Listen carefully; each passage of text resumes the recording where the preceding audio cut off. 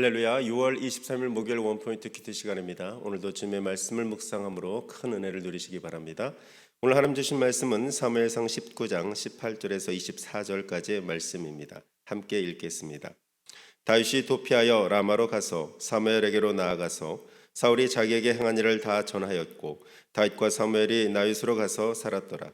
어떤 사람이 사울에게 전하여 이르되 다윗이 라마나윗에 있더이다 하매 사울이 다윗을 잡으러 전령들을 보냈더니 그들이 선지자 무리가 예언하는 것과 사무엘이 그들의 수령으로 선 것을 볼 때에 하나님의 영이 사울의 전령들에게 임하매 그들도 예언을 한지라.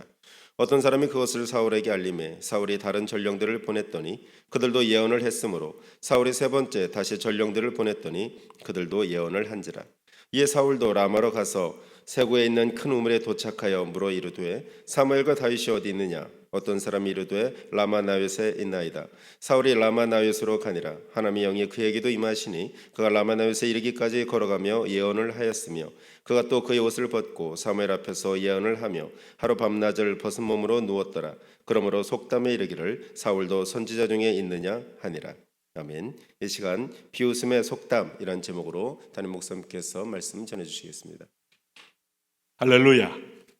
자, 오늘 우리 사무엘상 19장 18절에서 24절까지 오늘 목요일을 또 우리 목요일은 늘 목요 기도회가 있습니다. 여러분도 이 기도의 징검다리, 기도의 시간을 결코 소홀히 하지 마십시오. 기도가 아주 우리에게 호흡이고 거룩한 저축이고 때가 되면 이게 빛을 발하는 겁니다. 자, 우리 여기서 한 가지 아름다운 명제를 한번 확인해야 합니다. 기도한 것만큼 하나님이 내 축복의 지경을 넓힌다. 이거 틀림없어요. 우리 구약을 봐도 기도하지 않는 사람들에게 하나님이 하나님의 일과 비전과 축복을 주실 리가 없습니다. 자, 오늘 보시면은 오늘 다윗은 지금 다윗이 18절에 이렇게 시작합니다. 사울을 피하여 어디로 갔는가 하면 다윗이 도피하여 라마로 가서 그렇게 나옵니다. 자, 여러분, 라마는 사무엘의 고향입니다. 자, 사무엘은 85세 은퇴하여 고향으로 돌아가서 선지 학교를 세워서 후학을 양성합니다. 자, 그런데 여기 참 놀라운 일이 있어요. 네? 여기 18절에 다윗과 사무엘이 라마나요스로 가서 살았더라 이렇게 말씀함으로써 다윗이 이 라마나웨에 거주하게 된 어떤 놀라운 이제 역사는 결국 사울을 피하였습니다.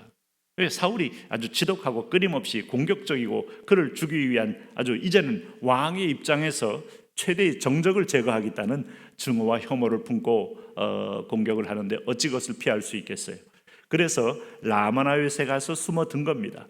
그가 생각했던 사무엘, 나를 보호해주고 나를 품어줄 것이라는 영적 멘토, 이걸 찾아간 거예요. 이런 태도에 대해서 우리는 나무랄 수 없어요.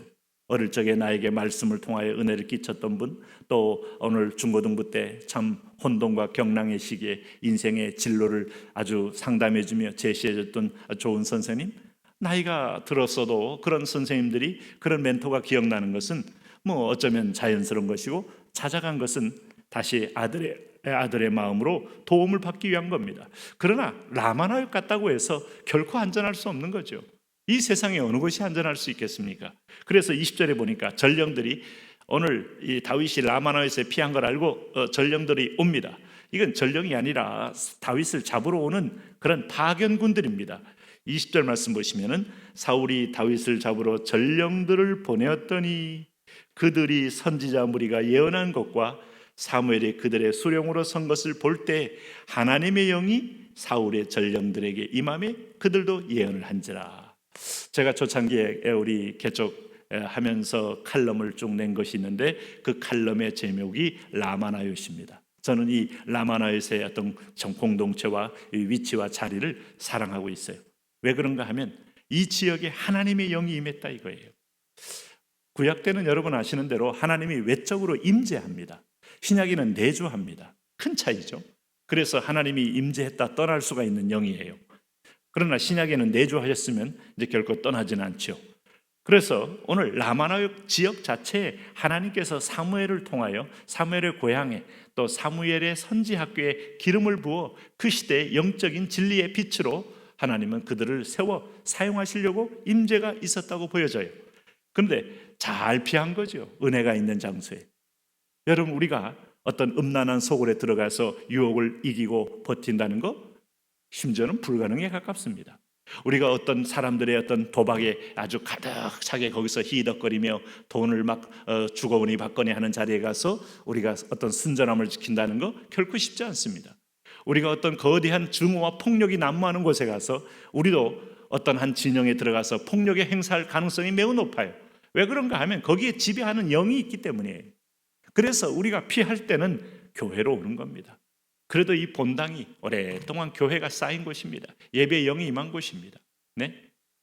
우리가 전에 우리 삼산동 우리 상가 건물에 있을 때 거기 계속해서 우리가 처음부터 아침부터 저녁까지 교회에 오신 분이 계셨어요.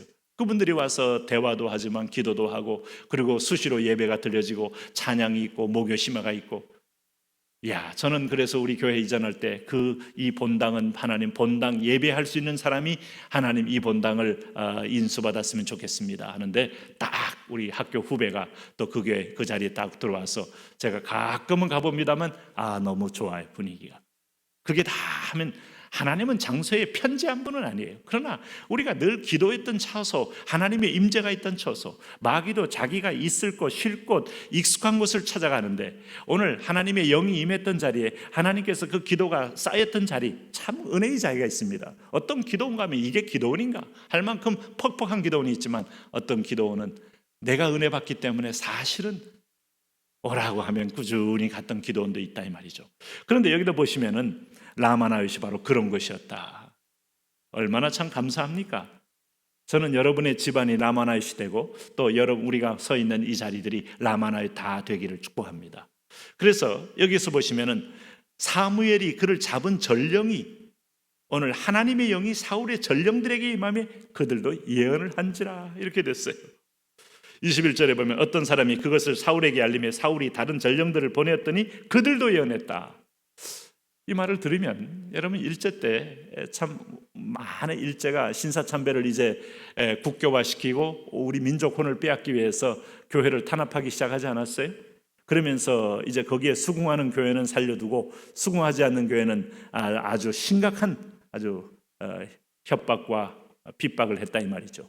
그럴 때 일제 순사들이 이제 교회에 몰려와서 그 목사의 설교를 이제 감청하고 태도와 어떤 면에서 동향을 감시하다가 그 본 공동체 안에 예배 중에 설교 중에 임한 성령을 그가 직접 피할 길이 없어 성령 세례를 받고 변화된 사건들, 종종 그런 얘기가 들어옵니다.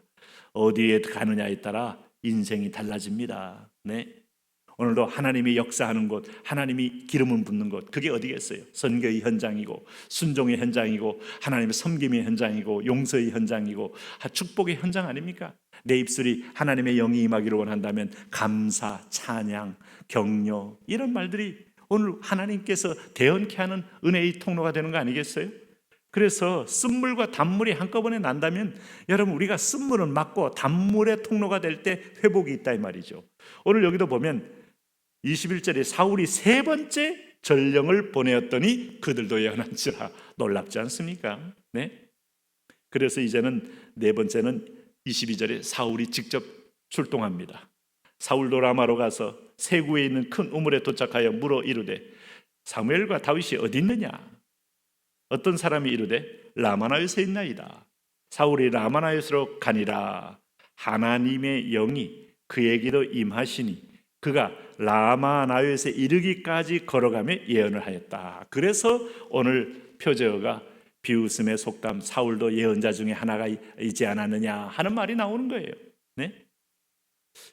말씀드렸잖아요. 구약엔 성령이 내조하는 단계가 아니고 외적으로 임재하는 단계이기 때문에 임재는 하나님이 필요에 따라서 삼손에게 임재했다 떠날 수도 있고 오늘 사울에게 임재했다 떠날 수도 있고, 그래서 다윗이 절박하게 기도한 것, 주의 성신을 내게서 거두지 마옵소서.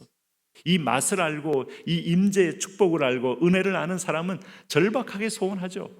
신약에도 하나님의 성령을 끊임없이 근심하게 하고 성령의 의사와 상관없이 원수의 길을 가면서도 이것이 얼마나 하나님 앞에 치명적인 어떤 죄를 범하는 것이고 내게 인생에도 얼마나 결정적인 치명상을 입는지를 모르는 사람은 거기에 무관합니다. 그냥 욕심대로 삽니다.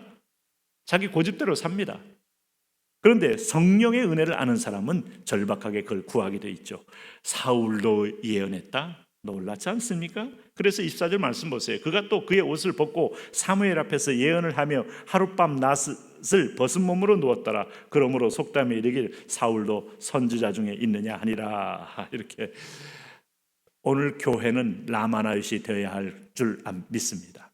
오늘 이 시대의 교회들이 라마나윕 되면 지역마다 회복이 일어나요. 오늘 다시 라마나윕의 영이 임하도록 구하십시오. 저는 아직도 기도 중에 이것이 우리 본당은 라마나윕이 되게 하옵소서. 여기 들어오는 사람들은 영적으로 변화가 있게 하옵소서. 오늘도 그런 임재가 가정과 여러분 자신에게 있기 바랍니다. 하나님, 그런 하나님의 성령의 충만한 임재로 승리하며 오늘도 빛의 사람, 사랑의 사람, 은혜의 사람 되게 하여 주옵소서. 예수님 이름으로 기도합니다.